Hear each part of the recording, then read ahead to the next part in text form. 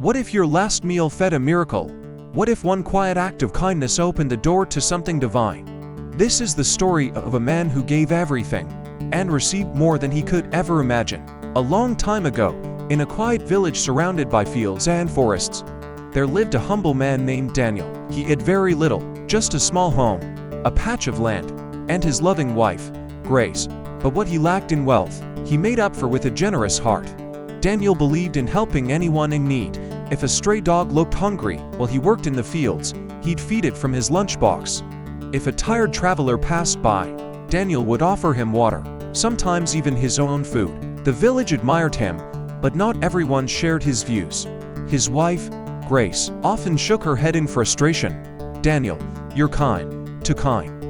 Our kitchen is nearly always empty. You have to think of us too. Kindness doesn't put food on the table." Daniel would simply smile and reply, "A hungry stomach is the worst kind of suffering. If we can ease that, even once, shouldn't we? Besides, someone is always watching." One afternoon, Daniel was resting at home when a faint voice called out from the gate, "Please, a little water. Grace looked out the window and sighed. Just what we needed, another beggar. Are we feeding the whole world now? But Daniel quietly got up and opened the door. There stood an old man, fragile, dusty, and clearly exhausted. His clothes were worn, and sweat poured down his face. "Come in, sir," Daniel said gently. "Please rest, I'll get you some water." He returned with a pot, and the man drank slowly, his hands trembling. A deep breath left his chest, and some peace returned to his face. "Thank you," the man whispered. "I haven't eaten in 2 days. If you have anything at all, I'd be grateful." Daniel stepped into the kitchen and looked around. There were just 2 flatbreads left, which are his lunch. He picked them up quietly, but before he could leave, Grace blocked the doorway. "No. Not again. These are your only rotis." He can ask at another door, "But if you give these away, what will you eat?" Daniel paused, his stomach growled softly. He hadn't eaten since morning. But then he looked at the old man, eyes sunken, lips dry, hope flickering like a candle in the wind. He turned to Grace and said, "If we won't help him, who will? What if it were us sitting outside, in the sun, waiting for someone to care? Maybe these charotis aren't ours by chance, maybe we're just passing them on." The old man had heard every word, but said nothing. He sat calmly, as if he knew exactly how this would unfold.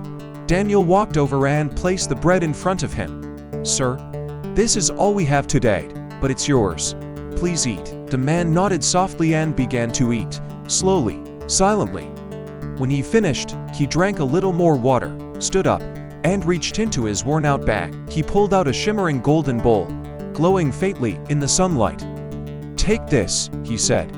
Daniel blinked, stunned. "No. I can't, that's too valuable. You need this more than we do." The old man smiled gently.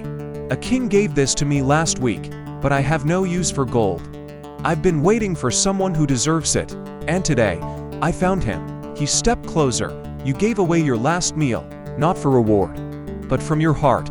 That kind of kindness moves more than just people. It moves the universe. This bowl is a token, not of wealth, but of what you've become. Use it well, but never let it change your heart." Then, without another word, he turned and walked down the road. Daniel stood frozen, the golden bowl in his hands. A light breeze swept through the house, carrying with it something more than air, something that felt divine. Grace slowly came forward and touched his arm. "I'm sorry," she whispered. "You were right, I saw it with my own eyes. When we give without expecting, the world gives back." Daniel looked up at the sky, tears in his eyes, and made a silent promise.